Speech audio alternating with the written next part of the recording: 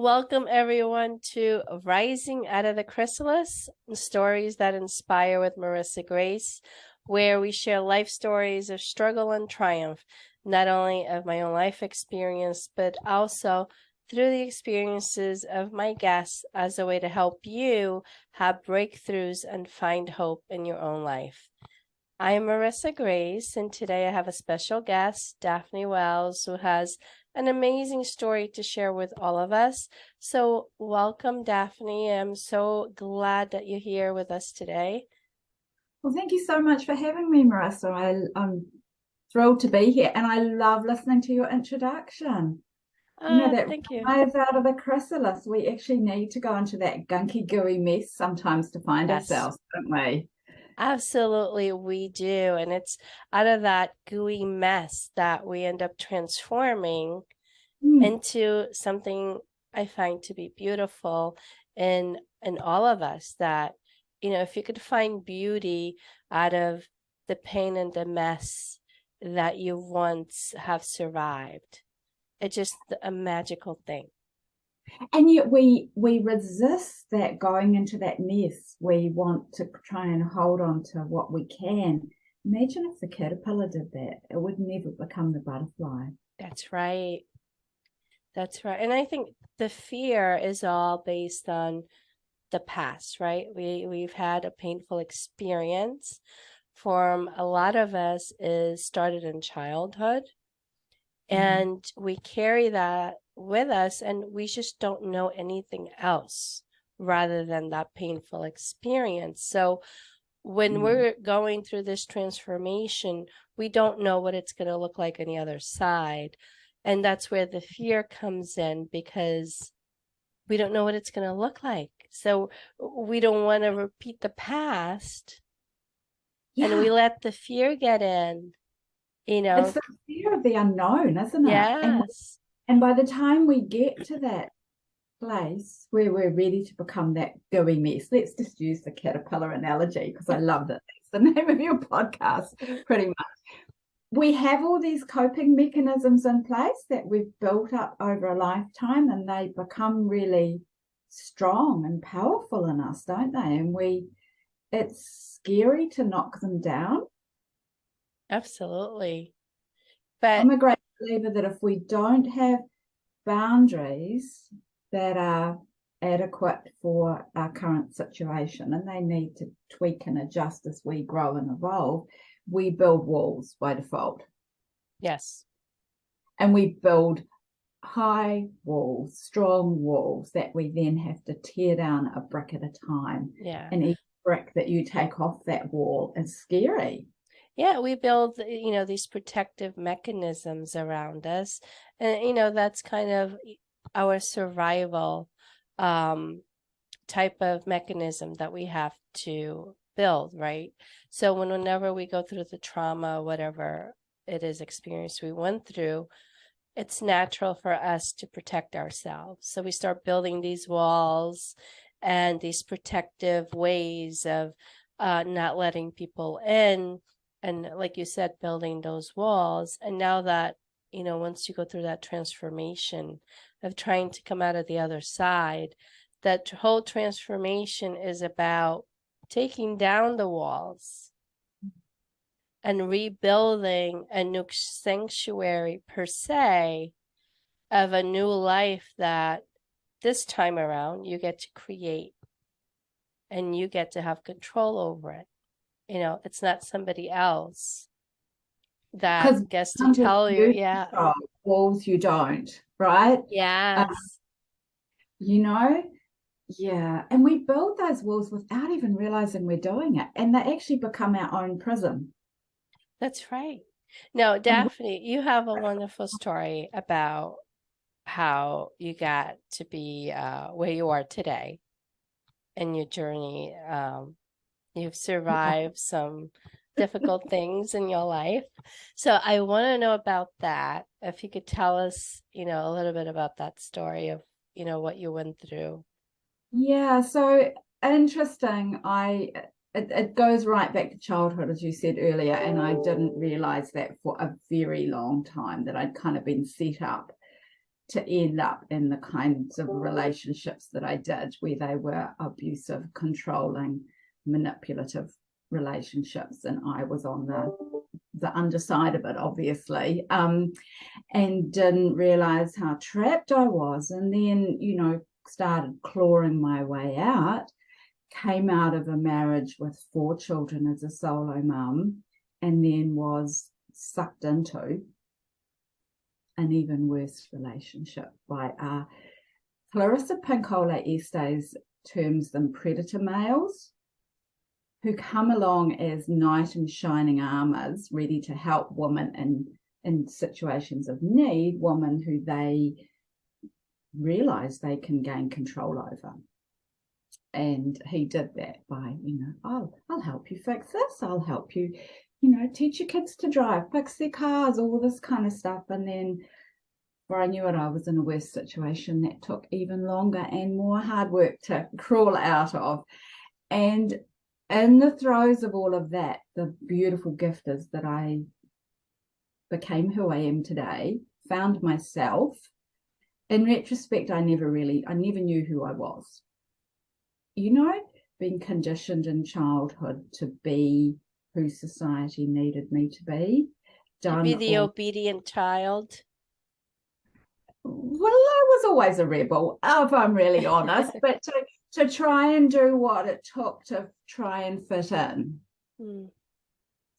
Realizing that we all do that because we want to belong. That, our greatest fear is being shunned from the tribe, because centuries ago that meant certain death. Now it means, if that's the worst that can happen, and it does, which, in my case it has, the gift in that is that it actually kind of frees up your time and energy to be more of you and help more people and become, I'm not quite sure I'd call myself a beautiful butterfly, but let's go there, to become that transformed person who we are. I believe I am now being who I am meant to be in this lifetime. And for years, that part of me was suppressed. Now, do you looking back now from where you're standing right now and looking back at your experience, do you feel that even though that experience was painful and hard to get through, do you feel that kind of helped you shape who you are today through that experience? Yeah. Not that I'm grateful for any of the hurt. Not right. that I'm No, nobody is, right? And yet it is part of my life journey in this lifetime, right? Mm-hmm. And I believe we have a choice. Like, I could dwell in victim mode and poor me and never come out of that and blame everybody else, or I could take responsibility for my part in it. I agreed to it, I agreed to stay, I agreed to, it's on some level I did subconsciously, right? I can now turn all of the hurt and what I learned through that into helping others, and that then becomes the gift in that, right? Absolutely. Help women in ways that I would never ever have been able to without having lived those experiences. But on a personal level, there's also like positive things that when we end up finding about ourselves that otherwise we wouldn't have known, like courage, the strength. And like, I don't need other people to be me. Right. We grow up. Well, I grew up, with the myth that this knight in shining armor would come along and marry me and look after me and everything would be hunky-dory, right? So you kind of grow up with that belief, and it is in fairy tales, right? It's in movies. We're still kind of giving that message to our daughters in subtle ways, right? And yet yes, I don't, we are complete in and of ourselves, and to be in relationship with anybody else, whether it's a friend or an intimate relationship, is an additional gift to our life. We don't need it to be who we are. I'm glad you brought up that story, because I remember reading that story when I was young. Came across the book. I didn't have many books, and it did impact, left an imprint on me, because it kind of, in a way, gave hope, right? So as a child going through a lot of trauma, it gave me hope that, okay, maybe one day there'll be someone, like a prince, but not really a prince, but someone like in the story, a prince, or just someone out of somewhere that comes along and saves you from, the circumstance that you're in, and the hardship. And whatever that looks like, doesn't necessarily have to be a prince, but just someone. And then to find out, as you become an adult, that, oh my God, that was just a fairy tale. It wasn't real. It's very disappointing to that inner child that you've been told a lie. Yes, it is, isn't it? It is. It truly is. Because really, we have everything we need inside of us. And I wonder, have we been told those stories forever as a way of us not realizing, as a way of stopping us realizing that we have everything inside of us? Well, that's one concept, right? I'm sure there was an intention of that. And the other intention is to tell us girls that there's the man in power that's always going to save you, right? So there's that side of the story. Right? Yes. And like when I was growing up in New Zealand, there was this expectation, and it was kind of spoken and not spoken, that you had to be married by a certain age and have all your children by a certain age. There were these social expectations. Otherwise, you were going to be an old spinster. And, that was not what you wanted to be, right? And I do remember, my GP doctor, who was an old man in those days, telling me off for continuing to have children past 30, which was this magical age where you were meant to stop having children. Okay. Well, he would have hated me for, I have a 1-year-old now, and I'm in my 40s, so he probably wouldn't have been very happy with that. So well, he's no longer alive. However, society has changed that much. Yes. And the reason I share that is that these social expectations, we kind of are molded and shaped into them as children, right? And part of the work that I do with women now and helping them find that the beauty in who they are and what their gifts are to share with the world is going right back to who they were born being, which is in the numerology, right? We have a birth code, which is our personality that we come into the world with, and we have a birth card, which is kind of like, it's the agreement that we've come into this world, agreed our role to play in this world, almost like our soul has raised our hand and said, I want to apply for that job. It's almost like a job description, except that you get to choose the specifics of how it plays out. You do agree to the energy that you bring into the world to share with the world. And as children, we they tell us from research, from human development and all other fields of science, that in those first 7 years of life, children are sponges. They believe and absorb everything, right? Yeah, that's where the programming, gets embedded in the child that, lives up into adulthood. And parents do it with the best intentions, right? Yeah. They do it without realizing, and we will have done it to our children as well without realizing, right? And And so then we come to this point as adults, as who am I? I've been through all this stuff. Who am I?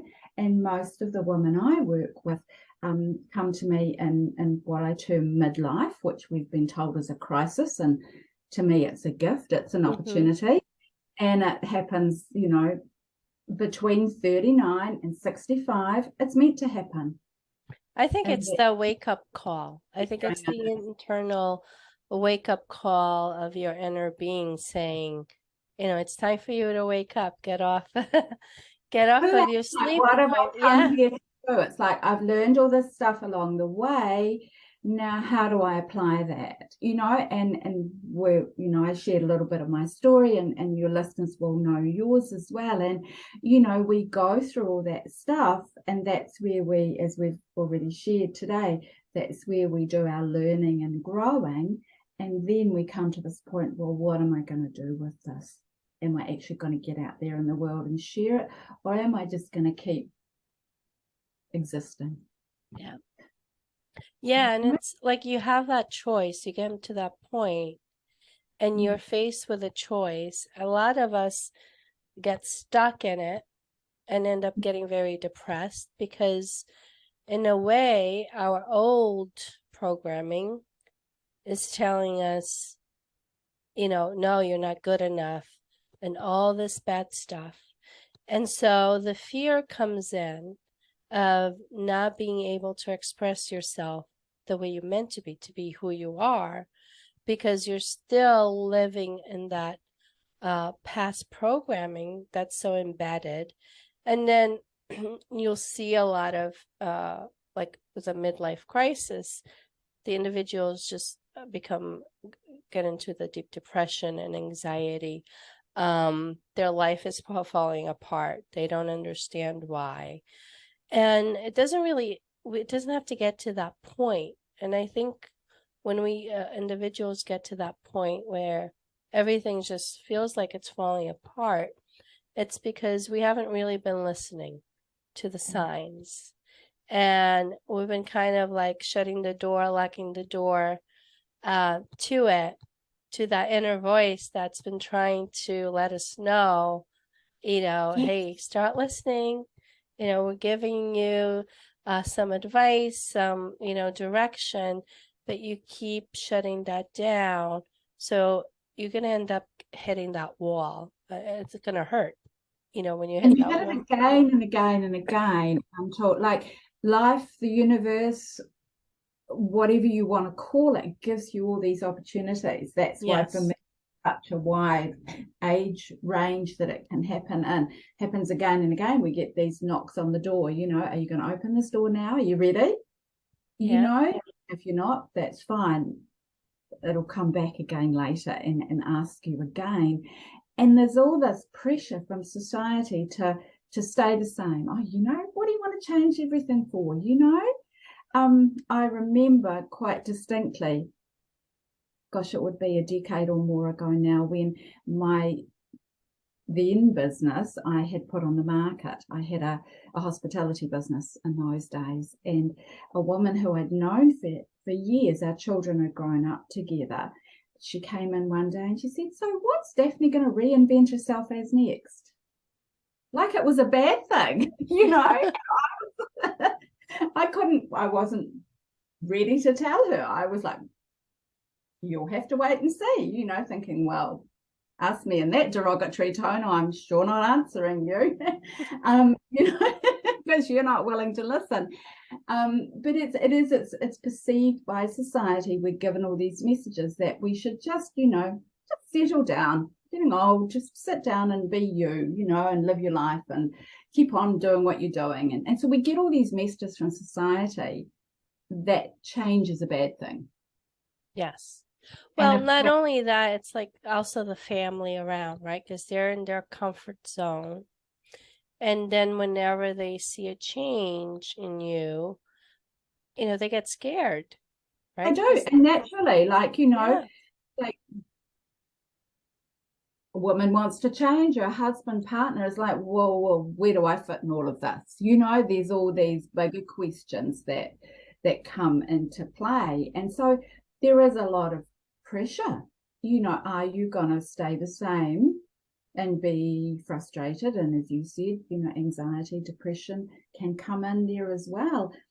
There's a lot of frustration and pent-up anger that can come in as well when we kind of are held in that place by family, by society.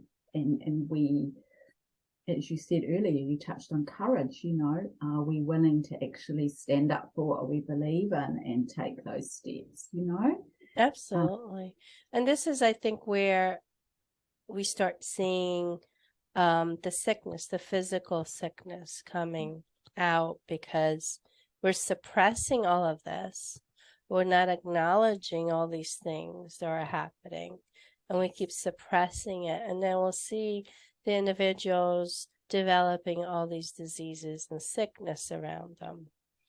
And they don't realize that everything is emotional based. All those emotions, everything that we've been neglecting all those years. Absolutely. Emotion is energy in motion. Yeah. We are energy. Everything in the world is energy. So you're exactly right. When we hold on to all those bits of energy that want to move through us, which are our emotions, they're not meant to stay in us. We're carrying around all this baggage with us, Yeah. How many suitcases do you want to carry through life? Because really, that's what we think, isn't it? If we're not willing to let go, if we're not willing to move on and grow, we're carrying all that stuff with us right through life. And it's hard for a lot of individuals to let that go, because they feel like as long as I hold on to this pain, I could either, they have this underlying idea that holding on to the anger and the pain will punish whoever did them wrong throughout their life. But it's actually the opposite. It's hurting them, but they don't realize that. Because the person who's hurt you doesn't even know they have. Exactly. For the most part, they don't. Yeah, they knew it. Some of them knew at the time they were Right. manipulating and controlling you. They've moved on. They're now doing something else to you or somebody else. You're the one holding on to that. And that was a big learning for me, having been brought up in the church. Forgiveness is not what we were taught it was, in my opinion. Forgiveness is actually forgiving ourselves. Yeah. For our role in it, for holding on to it, because it's not about the other person. No, it's not. It's about us. It's about us, and that is actually a letting go process. Mm-hmm. And it doesn't change that person, excuse me, let's turn that off, that person was a bully and hurt you. That doesn't change that fact. What it means is that you are no longer holding that suitcase of hurt and anger and sadness. That's right. What I usually say is, as long as you hold on to it, you're allowing that person to continue to hurt you. And to have control and power over you. Yeah. You let go of that person no longer has power and control over you. And the fact that they hurt you and you are still standing and you have changed and grown shows that they no longer have power over you. When you choose to hold on to it, you're still letting them have that. That's right. And at the end of the day, bullies want to control others because it makes them feel good about themselves. So absolutely, when we hold on to that, we're continuing to have them feel good about themselves. So what was the turning point for you in that relationship, the last relationship, of where you said, okay, I've had enough of this controlling, and I went out? It was a very complex and complicated relationship that involved a herd of cattle that I was responsible for, and so I had to get rid of the man and the cattle on the same day. It was like this chess game that was very intricate to navigate my way out of. The turning point was when I realized that I wasn't living my own life.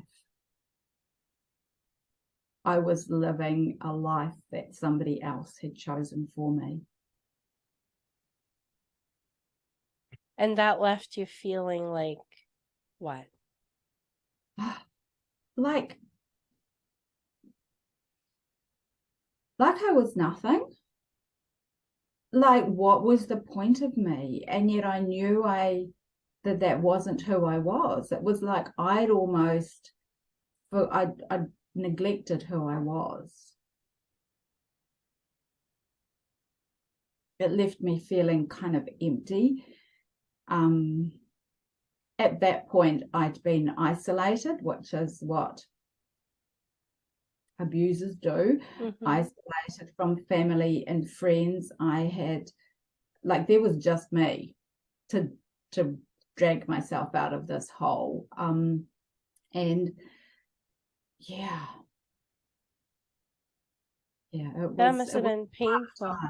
So did you end up just like leaving everything behind, or? Well, the difficulty was that I owned that herd of cows, so I needed to sell them without him knowing, because that would have triggered. I needed to evict him from my house. I owned the house, so I couldn't leave physically, right? Yeah, so of course. It was, if I could have left and just packed a suitcase and gone, I'd have done that a long time. It actually took me, I want to say, somewhere between 2 and 3 years of figuring and getting myself strong enough, because I knew it was going to take a plan and a strategy and strength. Plan was fail proof. I knew it was going to take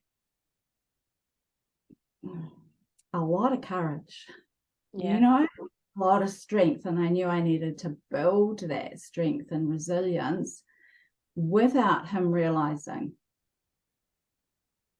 Because at that point,